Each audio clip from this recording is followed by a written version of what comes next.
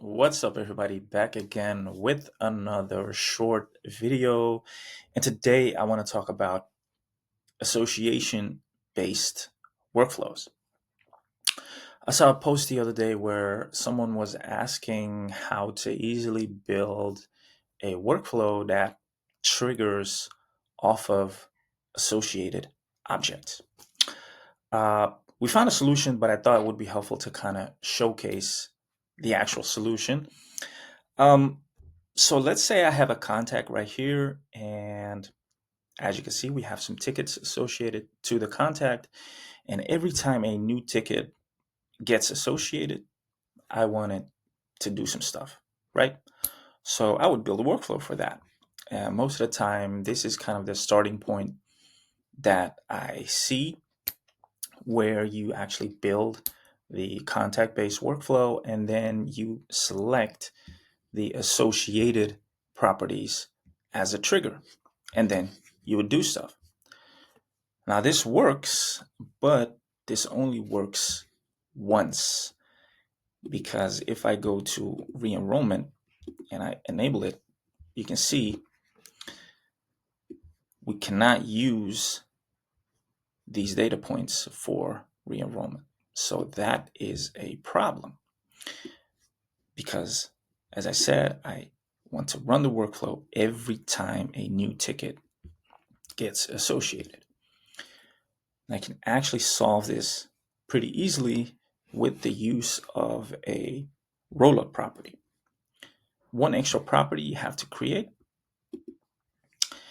and I've simply called it number of associated tickets, and you would have to select rollup as the field type, where I simply do a count of all the associated tickets if a create date of the associated ticket is known.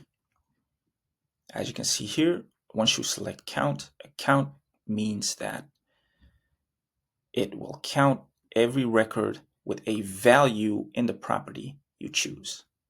That's why I've selected create date, because I kind of know that create date is always populated. I've never seen a ticket with an empty create date. So I know I can count, pun intended, on this field to do its job. So it would simply count all the associated tickets to the contact if the create date is known. Simply save that, and once you have that, HubSpot will automatically populate that property with a value. And as you can see, I've added here to the left side here, number of associated tickets is 2. I can also, I'm unable to edit this, right, since it's automatically calculated. And just to showcase, if I would now add a third ticket, expected behavior would be that the field would get updated. Let's see, I have to go back to the contact, of course. Let's see, it'll take a couple of seconds, maybe a bit longer, based on the number of data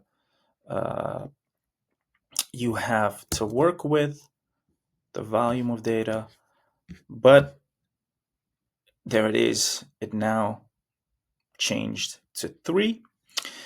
And with that field, we can now easily build our workflow with re-enrollment, where you can now simply select that new property you just created. And if we now go to re-enrollment, you can actually activate it and you can select that property to re-enroll. So every time the value changes, the contact will re-enroll and you can do stuff. So yeah, pretty easy solution. Wanted to share. Hope this helps. And as always, happy HubSpotting.